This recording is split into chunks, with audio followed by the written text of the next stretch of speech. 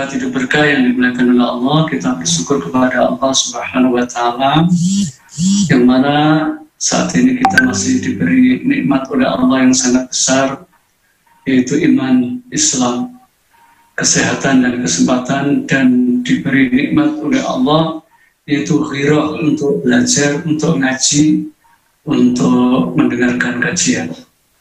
Ini semua adalah semata-mata dari Allah Subhanahu wa Ta'ala. Oleh karena itu, marilah semua nikmat Allah itu kita syukuri, dan mudah-mudahan nikmat-nikmat Allah tersebut tidak akan pernah dicabut oleh Allah Subhanahu wa Ta'ala sampai akhir hayat kita.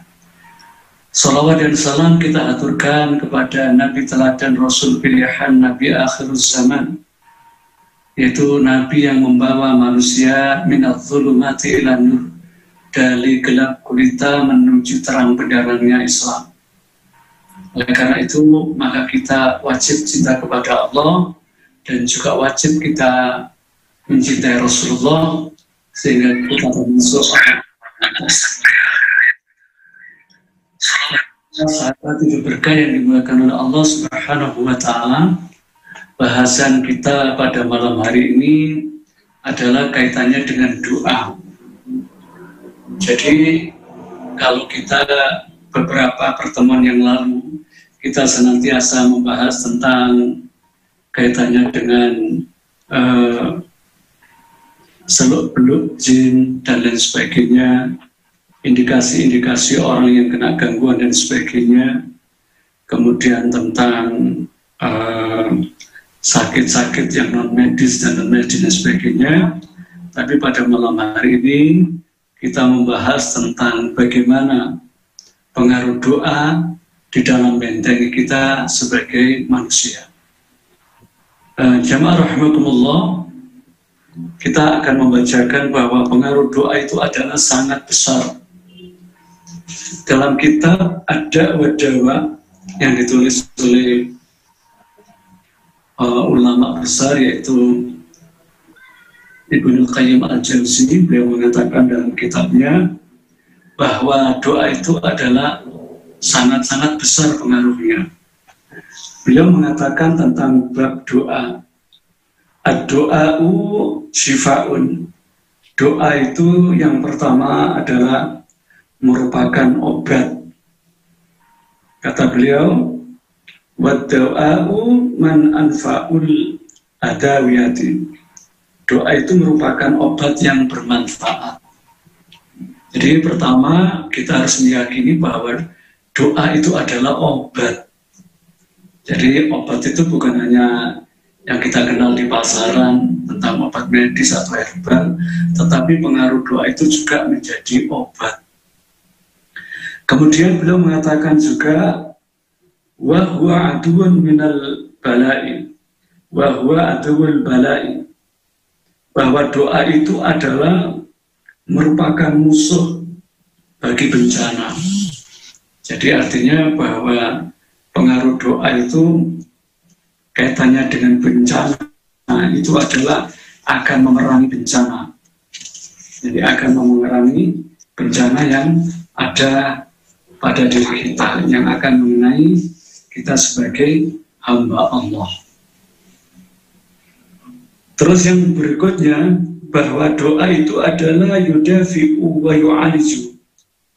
Doa itu juga akan memerangi dan juga mengobati penyakit. Terus beliau juga mengatakan wa yamna'u nuzulahu, dan doa itu bisa juga mencegah turunnya musibah, bala, bencana, juga penyakit. Wayadfa'ahu, dan doa itu juga pengaruhnya menghilangkan. Dan paling tidak, kata beliau, au yukhaffifu idza nazala, dan doa itu paling tidak akan meringankan beban sakit. Beliau mengatakan, wa huwa silahul mu'min, dan doa itu adalah pedangnya orang mukmin, perisai orang mukmin. Kama ruwiyal Hakim fi sahihihi, sebagaimana yang diriwayatkan oleh Imam Hakim dalam sebuah hadisnya, Rasulullah berkata, ad-doa silahul mukmin. Doa itu adalah pedang bagi orang mukmin. Wa imaduddin, dan merupakan tiangnya agama. Wa nurus samawati wal ard, dan doa itu adalah cahaya bagi langit dan bumi. Sahabat hidup berkah yang dimuliakan oleh Allah, itu keterangan Ibnu Qayyim al-Jauzi bahwa doa itu kebaikannya pertama adalah menjadi obat yang bermanfaat. Kemudian doa itu akan memusuhi, akan menghalau, yaitu tentang bencana. Ya, berikutnya doa itu juga mencegah. Doa itu juga menghilangkan penyakit. Nah, yang berikutnya, doa itu paling ringan adalah meringankan penyakit. Jadi seperti itu. Makanya Allah Subhanahu wa Ta'ala benar-benar paham dengan kita sebagai makhluknya. Jadi kita diciptakan oleh Allah itu bukan untuk mengatasi masalah itu sendirian. Allah itu sudah tahu pasti tentang kapasitas kita. Makanya Allah mengatakan, Allah menyuruh, udhu'uni astajib lakum. Ya, hendaklah kalian berdoa, pasti akan aku ijabahi. Jadi di sini bahwa memang manusia itu bukan untuk mengatasi masalah semuanya, akan tetapi manusia itu ada sisi-sisi kelemahannya. Oleh karena itu Allah tahu persis kita harus juga berdoa. Begitu.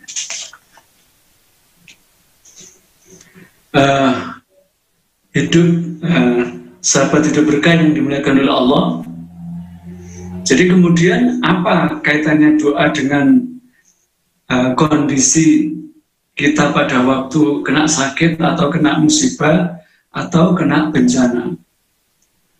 Jadi doa itu pengaruhnya yang pertama, salah satunya adalah ayyakuna aqwa minal bala'i fa'idfa'ahu.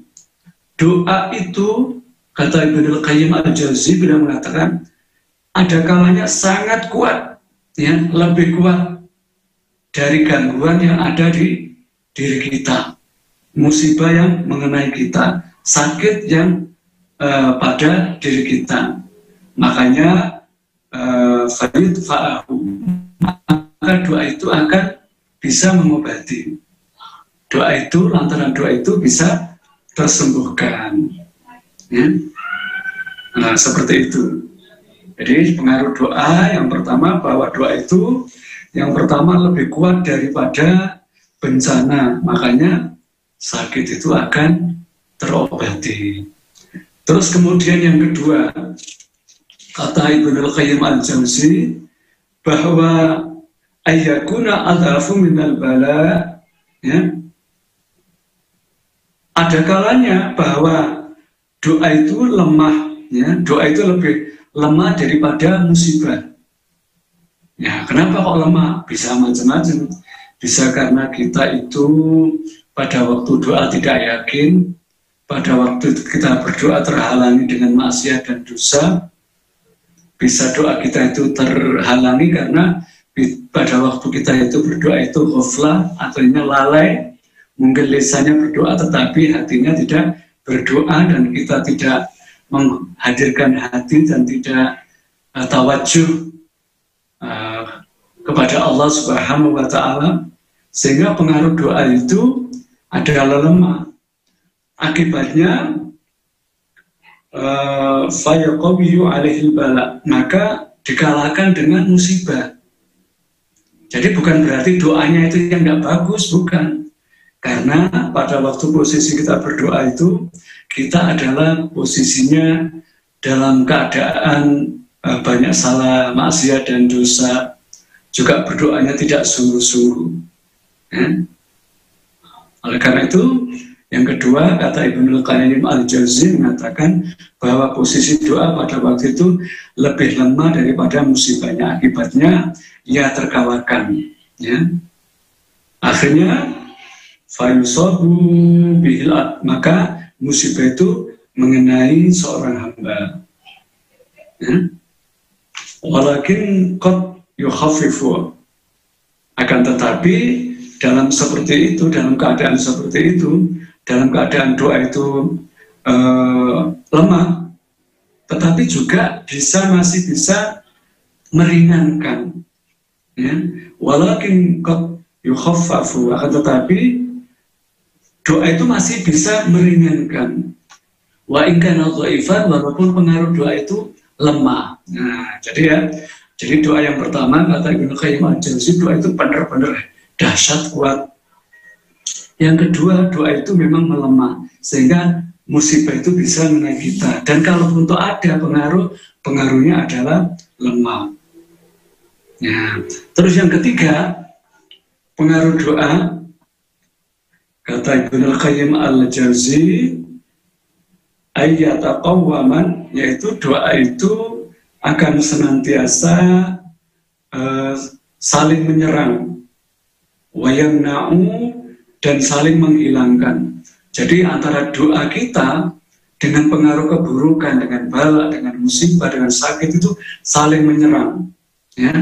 Dan ada yang seperti itu, kata beliau, kula wahidin min huma sahibu, sampai orang itu kata beliau, antara doa dengan orang yang antara doa dengan pengaruh sakitnya itu saling berlawanan terus. Jadi pengaruhnya tidak terlihat seperti itu. Jadi antara doa itu saling menyerang. Jadi pengaruhnya tidak kelihatan. Jamaah Hidup Berkah channel yang digunakan oleh Allah, hal ini dilandaskan dari hadis Nabi bahwa Rasulullah SAW pernah bersabda, la yughni hadharun min qadarin. Apa kata Rasulullah? Bahwa sikap waspada itu tidak mampu menolak takdir. Jadi keadaannya waspada itu tidak bisa menolak takdir. Makanya ada di masyarakat kita wis tak hati-hati loh Mang. Kok ya sik ngene? Wis tak hati-hati, sudah hati-hati, kenapa kok seperti itu? Ya, akan tetapi wa doa yang fa'u mimma nazala wa mimma lam yunzil. Akan tetapi doa itu adalah berpengaruh kepada apa? Yaitu pada waktu ya, penyakit itu turun, ya. Nah, jadi penyakit itu turun, jadi bermanfaat juga hal-hal yang terjadi. Wa mimma lam yunzil, dan hal-hal yang belum terjadi. Jadi apa yang terjadi itu akan dihalau, dan juga apa yang akan terjadi itu juga dihalau. Jadi begitulah pengaruhnya doa. Ya. Jadi seperti itu.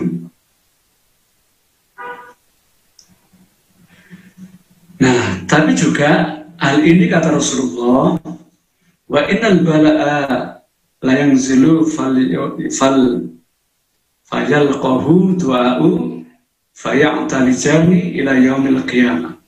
Akan tetapi ada pengaruh doa itu senantiasa berperang terus dengan bala itu. Sampai kapan? Kata Rasulullah, ila yaumil qiyamah.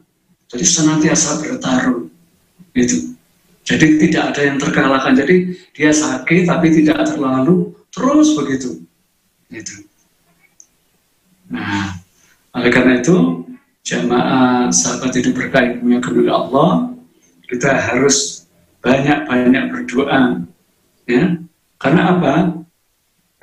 Kata Rasulullah, juga Rasulullah menyebutkan ad-doa'u yang fa'u mimma nazzala, bahwa doa itu memberikan manfaat terhadap apa yang terjadi.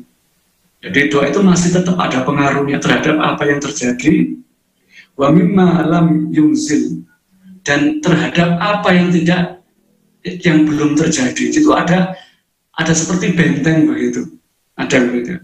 Maka kata Rasulullah, "Fa'alaikum ibadallah bidu'a." Maka hamba Allah, hendaklah kalian itu berdoa. Masya Allah. Jadi seperti itu. Jadi pengaruh doa itu sangat-sangat besar. Dalam riwayat yang lain, Rasulullah mengatakan, "La yuraddul qadara illa du'a."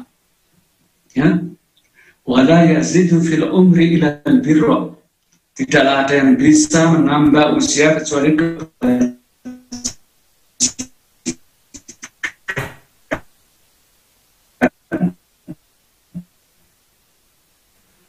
Ya. Wa inna dari rezeki karena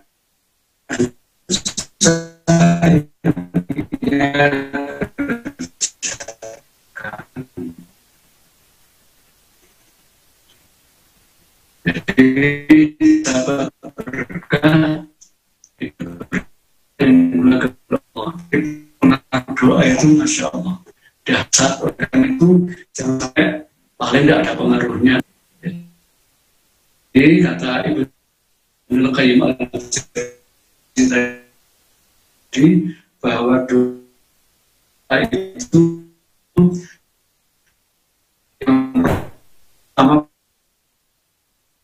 pengaruhnya langsung bisa menjadi pengaruh.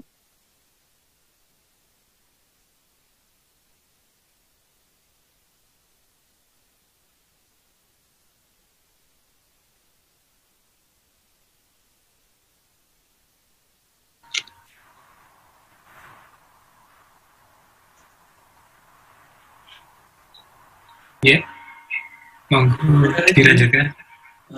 Ustaz Lukman Hakim. Itu kata Rasulullah SAW, beliau itu sangat menganjurkan kepada kita. Apa kata Rasulullah? "Fa'alaikum ibadallah bidu'a." Maka hendaklah kalian wahai hamba Allah senantiasa berdoa, ya, karena doa itu mempengaruhi apa yang terjadi dan apa yang akan terjadi. Itu. Bahkan Allah Subhanahu wa Ta'ala itu dalam sabda Rasulullah, "Malam yas'alillaha yaghdab alaihi." Barang siapa yang tidak meminta kepada Allah, tidak berdoa kepada Allah, yaghdab alaihi, maka Allah itu murka kepadanya. Jadi memang Allah itu sebenarnya ini menunjukkan betapa cintanya Allah kepada kita, betapa rahman rahimnya Allah kepada kita, sehingga Allah itu mengatakan melalui lisan Rasulullah SAW yang mulia bahwa siapa saja yang tidak berdoa itu dimurkai oleh Allah Subhanahu wa Ta'ala. Oleh karena itu, sekali lagi jangan sampai kita meremehkan doa. Nah, doa mulai apapun. Dan kita di lapangan memang sering ngalami seperti itu. Ya.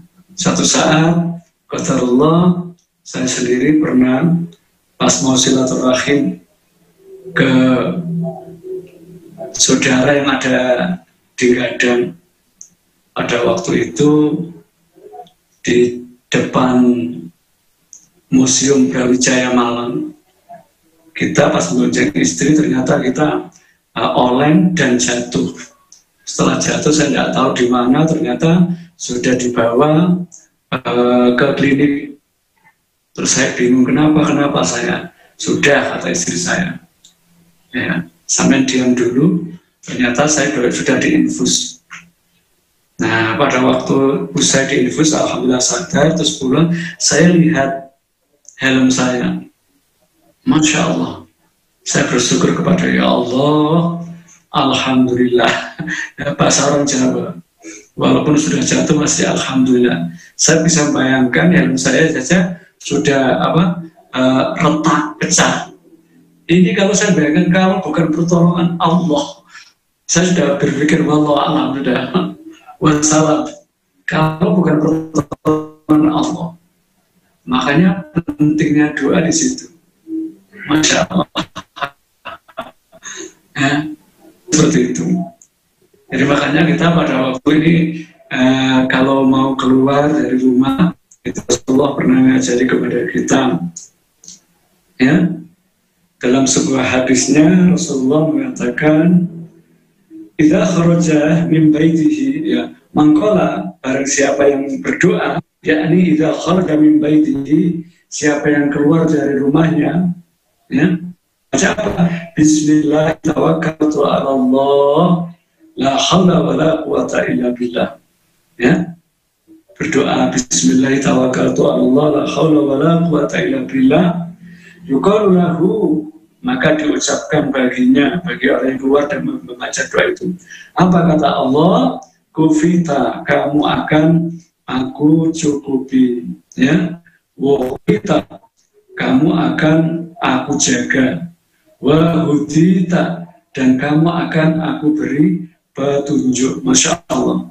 Kita yang membaca pada waktu doa mau keluar rumah membaca Bismillah tawakkaltu 'ala Allah, kata Allah Subhanahu wa ta'ala, yang pertama kufita, kamu akan kucukupi. Kamu dalam safarmu, dalam perjalananmu tidak akan kekurangan. Ya, waqita, kamu akan aku jaga. Wahudita, kamu akan aku beri petunjuk, tidak tersesat. Nah, kemudian dalam hadis itu teruskan ada pembicaraan setan. Setan yang satu bicara ke setan yang lain.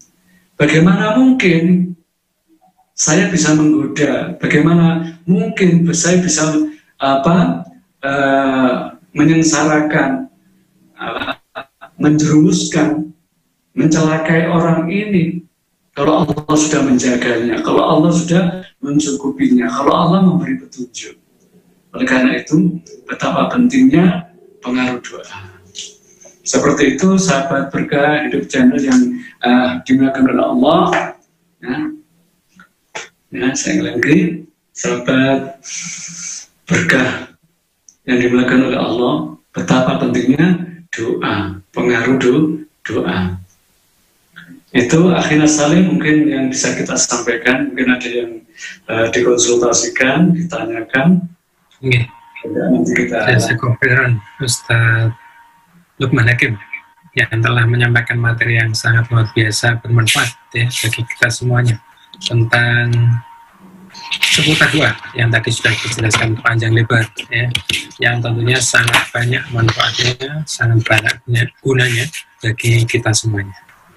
Baik, sahabat hidup berkah yang dirahmati Allah, ini alhamdulillah sudah ada pertanyaan dari YouTube channel ya, Hidup Berkah. Ada pertanyaan dari Ibu Dafa Zakia. Syarat-syarat agar doa itu bisa makbul seperti apa, Ustaz? Monggo, Ustaz. Ya, yang pertama kita supaya doa kita itu makbul, yang pertama adalah tadzaru'an wa khufyah. Dalam Al-Quran bahwa kita itu berdoanya tadzaru'an, dengan tadzaru', dengan merendahkan diri, dengan suara yang lembut, ya, dalam arti kita benar-benar minta kepada Allah, ya, kita tawajuh, yang menghinakan diri kita bahwa kita itu adalah makhluk yang lemah, ya. Jadi pada waktu kita berdoa itu mengakui kelemahan kita, bahwa Engkau ya Allah yang mampu. Nah, itu harus ada itu. Nah, terus dimunculkan kehinaan, ya, kehinaan bahwa kita hina, bahwa kita salah. Sebagaimana Allah yang ajarkan, hampir banyak doa itu diawali dengan kita bertobat kepada Allah. Seperti doanya Nabi Adam alaihissalam. La ilaha illa anta, Rabbana zalamna anfusana. Ya, Rabbana zalamna, wahai Allah, ya, wahai Tuhan kami, wahai Tuhan kami, wahai ilah kami, wahai Rabb kami, zalamna anfusana, kami telah banyak zalim, saya banyak salah ya Allah, saya banyak dosa ya Allah.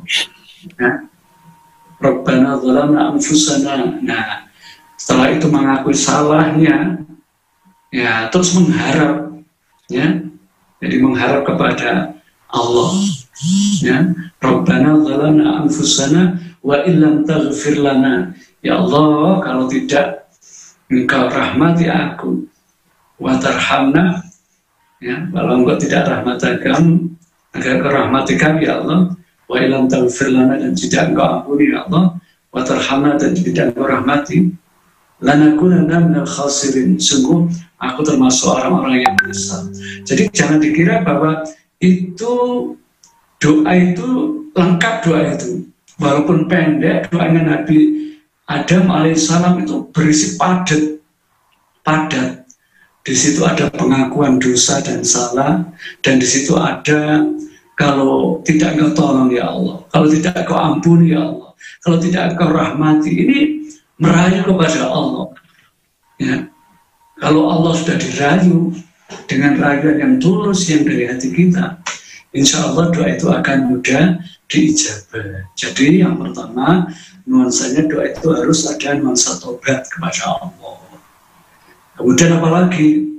Kemudian kita awali dengan sholawat, ya, dengan sholawat, ya, dengan bacaan sholawat, doa kita akan lebih mudah diijabah oleh Allah, memuji-muji Allah, ya. Dengan apa? Dengan asma-asma Allah, ya. Jadi kenapa ayat-ayat Quran itu, contoh saja ayat yang pendek, kalau kita baca itu keagungannya sangat besar dan setan-setan jin itu kepanasan. Kenapa? Di situ ada asma-asma Allah. Contoh surat Al-Ikhlas. Kenapa Al-Ikhlas itu begitu agungnya? Karena di situ ada namanya Asmaul Husna. Yang pertama, Qul huwallahu ahad.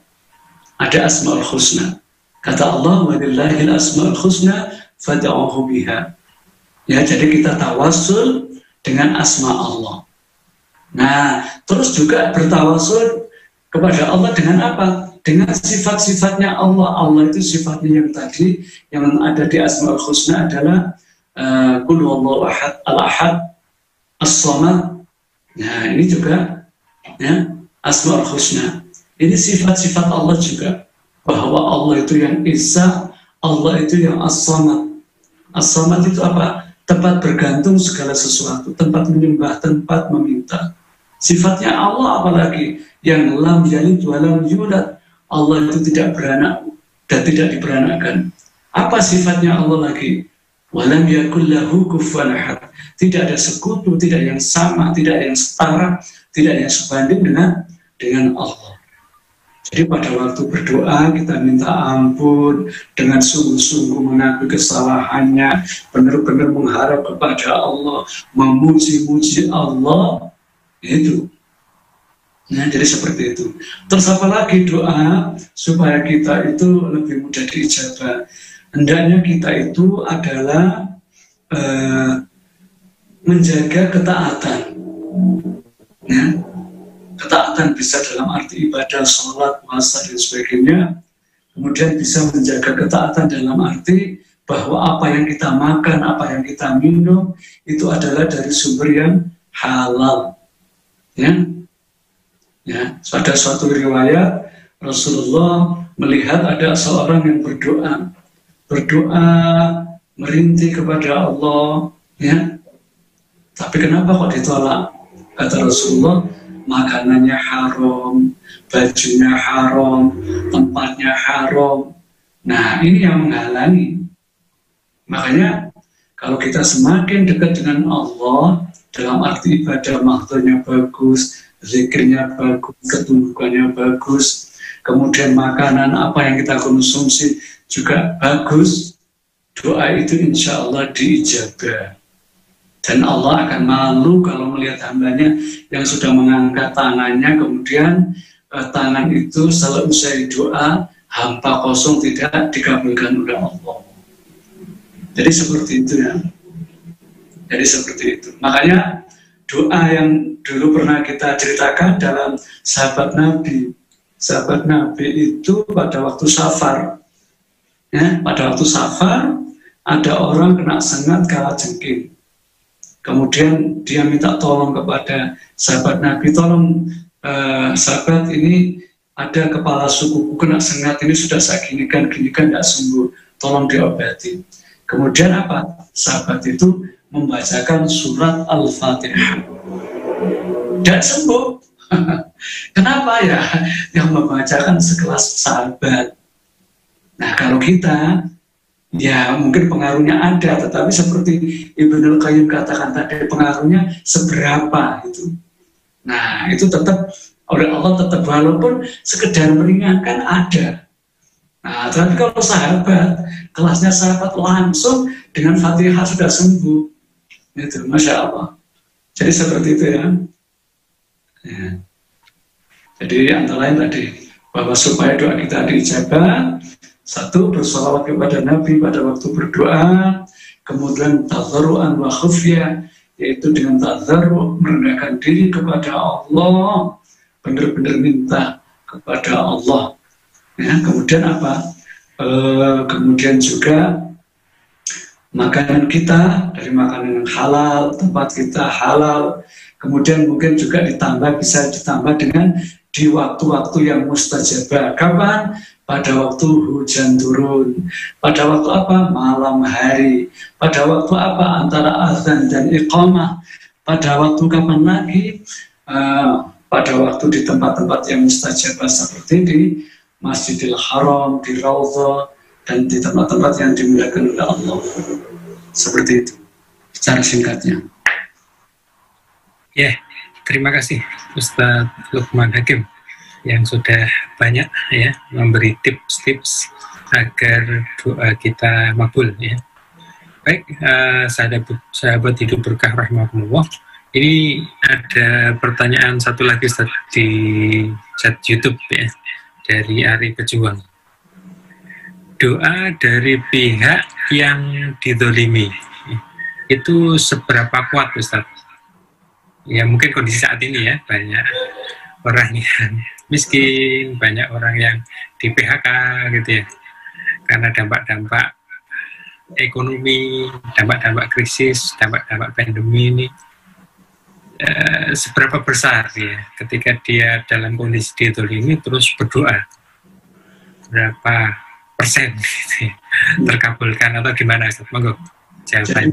Jadi doa orang tozalimi atau doa mazlum ya, jadi kata Rasulullah, takutlah kamu atas doa orang-orang yang terzalimi. Itu Masya Allah, tidak ada hijab, tidak ada penghalang, Masya Allah. Walau meskipun yang dizalimi itu maaf orang kafir, apalagi orang muslim, cuma ingat ya bahwa doa itu terkabulnya itu tidak selalu bentuknya itu yang selalu tidak nyaman. Ya, nah ini yang perlu kita. Jadi doa itu misalkan ya ada orang tertentu dizalimi sama temannya, kemudian dia berdoa seperti ini, mudah-mudahan orang itu nanti yang menzalimi saya dilaknat oleh Allah, ya. Kemudian misalkan dia kesambar petir, misalkan bahasanya seperti itu. Ini bahasa kasarnya. Itu tidak selalu doa itu langsung dikabulkan bentuknya kesambar petir, enggak. Kadang oleh Allah itu doa itu dikabulkannya dalam bentuk bisa macam-macam. Bisa dalam arti satu, dia sendiri orang yang didoakan seperti orang yang menzalimi itu dibikin oleh Allah semakin jauh dengan Allah. Nah ini rupanya ini dibikin semakin jauh dari Allah. Ingat ya kita itu bahwa hidup itu jangan dibayangkan cuma di dunia, enggak. Nanti sesungguh-sungguhnya hukuman itu yang benar-benar hukuman itu di akhirat. Kalau sekarang mungkin cuma 1%-nya. Nanti yang 99% itu di akhirat. Ya. Jadi ada orang tertentu yang kelihatannya dikabul. Padahal mereka itu dikabulkan apa? Dia semakin oleh Allah semakin dibikin jauh dengan Allah. Sehingga pada waktu dia itu sudah tidak kuat, dalam Al-Quran itu disiksa oleh Allah dengan siksaan yang sekonyong-konyong. Ya. Jadi siksa yang mendadak seperti itu. Apalagi makanya kita itu seperti ini dalam kaitannya dengan doa. Jadi kepemimpinan dalam Islam itu adalah amanah. Bahkan Rasulullah itu amanah yang ini adalah amanah yang paling banyak dibikin rebutan orang. Padahal kepemimpinan itu adalah ujung-ujungnya banyak penyesalan. Ya, rata-rata menjadi penyesalan, terutama penyesalan di akhirat. Nah, kalau kita menzalimi, maaf ya, anak kita, seharusnya anak kita itu kita pondokkan, kita sekolahkan. Ternyata kita tidak menyekolahkan dengan dalih gini-gini, padahal dia bisa beli mobil, beli motor. Kenapa anaknya? Ini kezaliman. Ini kalau ke anak hanya satu orang, mungkin anak kita terpakai, maaf. Kalau sudah urusan amanah kepemimpinan, masya Allah. Nah, masya Allah. Makanya doa Rasulullah itu, ya Allah, dalam sebuah riwayat diceritakan, siapapun ya Allah yang memimpin umatku itu dengan baik, maka tolonglah. Akan tetapi siapapun memimpin kalau menzalimi umatku, ya, maka persulitlah urusannya.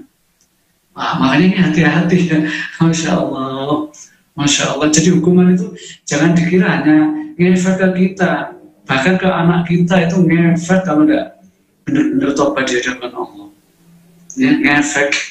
Jadi kezaliman yang dilakukan oleh seorang pemimpin, apalagi skala presiden, skala yang di bawahnya sedikit, itu berapa rakyat, berapa orang yang diamanatkan ke dia, kok dia mengabaikan, masya Allah, masya Allah. Jadi perlu itu ya. Jadi doa itu tidak selalu bentuknya langsung begini, tidak. Akan tetapi kadang-kadang oleh Allah ada yang kontan, ada yang tidak, ada yang dibikin oleh Allah semakin jauh. Semakin jauh, bahasa kita orang Jawa semakin dodro. Jika Anda ini gak tahu apa terus. Itu sebenarnya menurut kacamata Allah itu sebenarnya justru malah parah itu.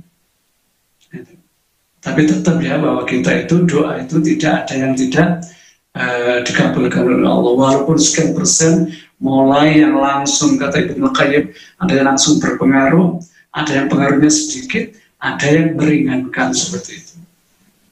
Ya, seperti itu. Ya, terima kasih Ustaz Lukman Hakim yang bisa membangkitkan ya semangat rakyat, semangat kaum muslimin yang saat ini dizalimi. Jadi tidak ada hijab sama sekali ya untuk doanya orang yang terzalimi. Baik, menarik sekali bahasan kita malam hari ini. Ini ada lagi ya, pertanyaan yang masuk via chat YouTube ya dari Bapak Setiadi Nurhuda. Ustaz, bagaimana memosisikan rasa syukur dan doa? Sebagaimana orang merasa harus lebih banyak bersyukur dan tidak meminta. Namun di sisi lain ada anjuran untuk memperbanyak doa. Mohon pencerahannya Ustaz. Demikian, monggo Ustaz. Antara doa dengan syukur itu adalah sesuatu yang tidak bisa terpisahkan. Ya. Jadi antara doa dengan syukur itu tidak bisa terpisahkan. Jadi bahwa kenapa kita disuruh oleh Allah, kita diseru oleh Allah untuk berdoa. Jadi Allah tahu kapasitas kita. Jadi kita sebagai muslim, masalah syukur itu adalah sesuatu keharusan. Jadi syukur itu adalah sesuatu keharusan. Ingat ya bahwa syukur itu tidak hanya tergambar dari ucapan Alhamdulillah, tidak. Ya, jadi syukur itu yang pertama itu adalah al-i'tiraf. Jadi orang itu bisa dikatakan syukur itu kalau ada 3 syarat. Yang pertama al-i'tiraf. Jadi apa itu? Mengakui bahwa semua itu kebaikan itu datangnya dari Allah. Kalau dia, maaf ya, bibirnya cuma Alhamdulillah, Alhamdulillah, itu sudah bagus ya. Ya, sudah lumayan bagus. Tapi itu belum sesungguhnya syukur. Kalau dia tidak mengakui bahwa nikmat itu dari Allah. Misalkan kita, Alhamdulillah, saya tadi pas ke pasar dapat sekian 10.000, sekian ratus ribu, semuanya dari Engkau ya Allah. Itu harus kita yakini dengan seyakin-yakinnya. Itu baru dikatakan syukur. Kalau cuma gimana? Ya Alhamdulillah. Nah, Alhamdulillahnya kok ya gitu. Ini belum belum dikatakan syukur. Jadi syarat syukur yang pertama al-i'tiraf, mengakui. Terus yang kedua, syarat syukur itu tahaddus bin nikmat. Artinya diceritakan, alhamdulillah dek, alhamdulillah nak, saya tadi ya dimudahkan sama Allah. Jadi pada waktu nikmat Allah itu diberitakan ke anaknya, Allah itu bahagia, Allah itu senang. Ya, makanya Allah menganjurkan fa'amma bi ni'mati rabbika fahaddis. Kalau kamu dapat nikmat, hendaklah kamu bersyukur. Semakin nikmat kita ceritakan, itu Allah semakin ridho. Ya, walaupun mungkin pada saat-saat tertentu itu lihat siapa yang kita ceritain, yang kasih cerita. Kalau di situ maksudnya ceritanya agak over berlebih, jangan. Karena kadang-kadang niatnya kita tahaddus bin nikmat, tapi ngundang orang ini juga jadi masalah. Karena di lapangan juga banyak gitu. Kata Allah, saya tadi sore itu Ruqyah di Bumi Haji, ada seseorang tertentu bikin rumah baru, justru setelah bikin rumah baru sakit-sakitan. Kenapa? Karena kena sihir dari orang tertentu yang iri dengki. Ya, jadi cerita itu siapa yang kita hadapi. Kalau orang itu cenderung teman dekat, teman-teman yang seakidah, yang orang itu cenderung kalau ada temannya, itu tidak apa-apa. Tapi orang tertentu yang memang dia ada indikasi orang iri dengki, kena penyakit SMS. Apa itu SMS? Susah melihat orang senang, senang melihat orang susah, jangan ceritakan. Jadi nikmat Allah itu harus kita ceritakan. Jangan cuma kalau biasanya di pasar enggak. Kalau rugi di pasar, kalau rugi dalam urusan dagangan, sekampung tahu semua. Tapi pada waktu dapat untung, jegideg, kata orang Jawa, diam saja. Yang ketiga, syarat syukur itu yang ketiga adalah tasarrufun nikmah limardatillah, menggunakan nikmat dalam rangka untuk beribadah kepada Allah. Kita syukurnya harta kita infakkan sebagian, syukurnya mata kita buat ngaji, kita dengarkan kita melihat kajian melalui Zoom, syukurnya telinga kita dengarkan tausiah, murotal, pengajian, halaqah, itu syukur. Syukurnya itu kaki, yang diberi kaki ya ikut menghadiri majelis. Ya. Syukurnya syukurnya kesehatan kita gunakan adalah untuk berdakwah di jalan Allah. Ini bentuk syukur. Syukurnya rezeki yang melimpah, ya kita berusaha untuk mendekatkan Allah, untuk melaksanakan syariat dan aturannya. Itu adalah nikmat yang sesungguhnya, itu adalah syukur. Nah, kemudian doa, pengaruh apa kaitannya dengan doa? Sangat dekat. Ya. Karena di antara syukur itu juga ada doa. Contoh, ya, bagaimana setelah makan, alhamdulillahilladzi at'amana wa saqana wa ja'alana minal muslimin. Ya Allah, segala puji bagi Engkau, ya, Allah yang telah memberikan makan rezeki kepada kami. Terus apalagi? Syukurnya orang setelah tidur, doa juga. Setelah bangun tidur, alhamdulillahilladzi ahyana ba'dama amatana wa ilaihin nusur. Jadi antara syukur dengan doa itu nggak bisa terpisah. Jadi syukur itu adalah bagian doa itu adalah bagian dari syukur. Bahkan kita tadi yang kata Rasulullah, malam yas'alillah, barang siapa yang tidak berdoa kepada Allah, yaghdab alaih, maka Allah murka. Ya, jadi murka. Bahasa kita mungkin kok kemenye awak kamu itu siapa? Ya, Allah tahu persis bahwa kita tidak akan bisa menyelesaikan masalah kita tanpa pertolongan Allah. Makanya diimbau, ayo hambaku, ya, kata Rasulullah tadi, fa'alaikum ibadallah, wahai hamba Allah, doa. Seperti itu, ya. Jadi sampai Rasulullah itu urusan yang apapun minta kepada Allah. Ya, jadi jangan saya malu kepada Allah. Bukan, kalau kita minta sama Allah itu, antara sifat Allah itu adalah sangat senang kalau ada hambanya meminta. Beda sama manusia. Jadi Allah jangan dibahasakan manusia. Kalau kita jaluk terus, itu mesti kita jengkel. minta pertama oke, dua balak-balik jaluk, ketiga waduh oke. Tapi kalau Allah semakin kita mendekat minta, semakin Allah senang. Apalagi kalau doa kita itu dibarengi dengan ketaatan itu, Masya Allah, seperti itu. Ya, itu yang dapat kita sampaikan. Ya, jazakallahu khairan Ustaz Luqman Hakim. Insya Allah sangat menggugah ya tips-tipsnya agar kita senantiasa berdoa dan berpikir sekaligus juga bersyukur secara bersama. Baik, ada sedikit pertanyaan saat ini berkaitan dengan rubrik kita ya, Ruqyah Syariah. Doa dan zikir yang seperti apa ya, yang bisa membentengi diri kita dari godaan jin, setan atau sihir atau yang lain-lain? Monggo tips-tipsnya.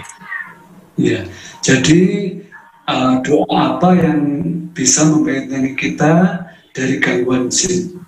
Itu sebenarnya banyak sekali ya. Bisa terkumpul dalam kitab namanya kitab Al-Azkar, kitabnya Imam Nawawi Al-Bantani. Atau kalau lebih kecil lagi ada namanya doa Al-Ma'surat, atau juga doa Soba wal Masa, yaitu doa zikir pagi dan sore. Antara apa? Itu kita ngambil contoh adalah kaitannya dengan ayat kursi. Jadi kenapa ayat kursi itu ayat agung? Masya Allah. Karena dalam ayat kursi itu banyak berisi tentang Ismul Azam, nama-nama Allah yang agung. Yang pertama apa? Di situ Allah mengatakan Allahu la ilaha illahu. Tidak ada Tuhan selain Dia, Allah. Nah, ini di situ mengatakan tentang Allah. Allah itu yang punya sifat apa? Al-Hayyu. Dialah yang maha hidup, yang la yamut, yang tidak mati. Ya. Al-Qayyum. Dialah Allah yang berdiri sendiri, ya, yang mengatur seluruh makhluknya. Allahu la ilaha illa wal hayyul qayyum. Jadi Allah lah yang memiliki sifat yang Allah itu yang maha hidup, yang layamut, tidak akan pernah mati, yang semuanya akan mati, semuanya akan rusak. Kullu syai'in halikun illa wajhah. Semuanya akan hancur binasa kecuali Allah. Al-Qayyum, Allah itu zat yang berdiri sendiri, yang senantiasa mengatur, ngurusi seluruh makhluknya. Jadi pada waktu kita membaca ayat itu kok dibayangkan Allah hidup, Allah tidak akan pernah mati, Allah itu yang berdiri sendiri, yang mengatur seluruh makhluknya. Bisa dibayangkan. Jadi kekuatan doa itu juga di tadaburnya. Tadabur Al-Quran, semakin kita mengaku tentang keagungan Allah itu dahsyatnya di situ. Terus terangkan lagi, la ta'khudhuhu sinatu wa la naum. Allah itu tidak pernah ngantuk. Coba bayangkan, saya sering tafakur begini. Ya Allah, andai kata yang bikin bumi ini saya, bisa dibayangkan ya. Kita ngantuk yang gini. Allah sudah, bumi saja menurut penelitian itu kurang lebih 12 miliar tahun. Tapi tetap utuh. Betapa dahsyatnya Allah, betapa agungnya Allah yang tidak pernah ngantuk. Ya. Wala naum, dan Allah tidak pernah tidur. Ya. La ta'khudhu sinatu wala naum, lahu ma fis samawati wa ma fil ardh.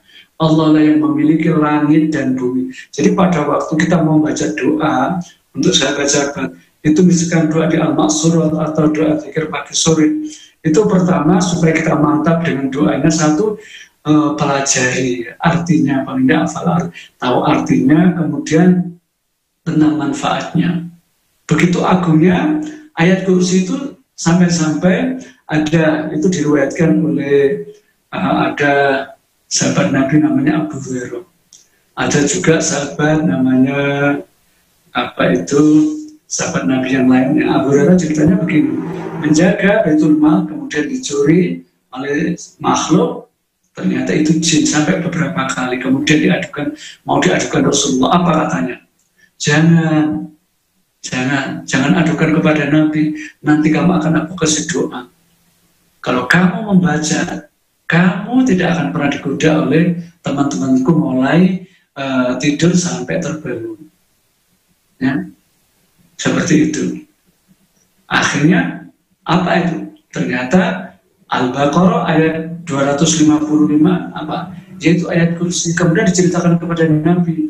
Nabi, saya begini seperti ini, apa? Nah, jawab Nabi. Dia pembohong, tetapi yang dikatakan benar.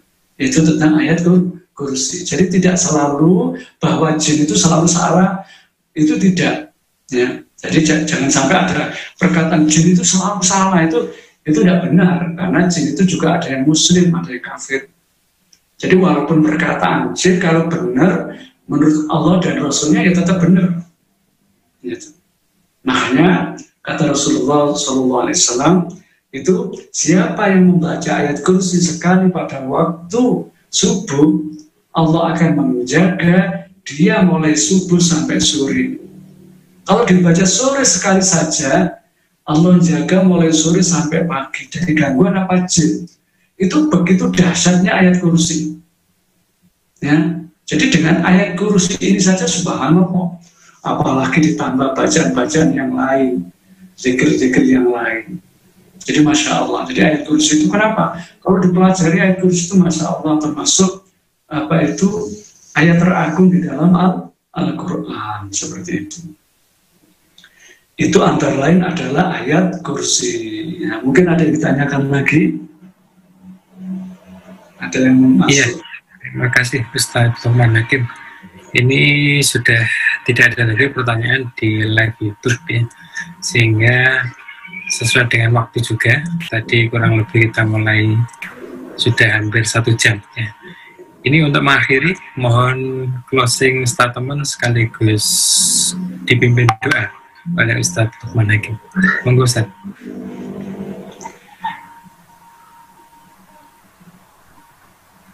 Sahabat hidup berkah yang dimuliakan oleh Allah, mari kita tutup acara ini dengan doa, dengan harapan mudah-mudahan kita senantiasa dijaga, dilindungi, ditolong sama Allah, warga kita, dan juga saudara-saudara kita umat Islam, senantiasa dijaga, dilindungi oleh Allah, dan mudah-mudahan para petinggi-petinggi kita ya, senantiasa dapat hidayah, sehingga akan terbuka di hatinya untuk menjaga amanah, yaitu rakyatnya, dengan melaksanakan syariatnya Allah, aturannya Allah, sehingga negeri yang tercinta ini akan menjadi negeri yang benar-benar baldatun thayyibatun wa rabbul ghafur. Dan tidaklah kita jangan sampai terlepas dari doa, karena pada waktu kita jarang berdoa, kata Rasulullah SAW, wala takilni ila nafsi tarfata ain. Ya Allah, janganlah kau serahkan diri kami sendiri, ya Allah, kepada diri kami sendiri, ya Allah. Jangan kau serahkan saya ini kepada diri kami sendiri, ya Allah. Kapan? Walau tarfata ain, walaupun sekejap mata. Karena sekejap mata saja kita jauh dari Allah, tidak berdoa kepada Allah, tidak bergantung kepada Allah, kita akan disaut oleh setan, kita diganggu oleh setan. Oleh karena itu, banyak-banyak berdoa. Di antara doa kita supaya kita istiqomah dalam kebaikan adalah ya muqallibal qulub, wahai Allah yang bolak-balikan hati, tetapkanlah aku di dalam agamamu. Sampai kapan? Sampai akhir hayat kita.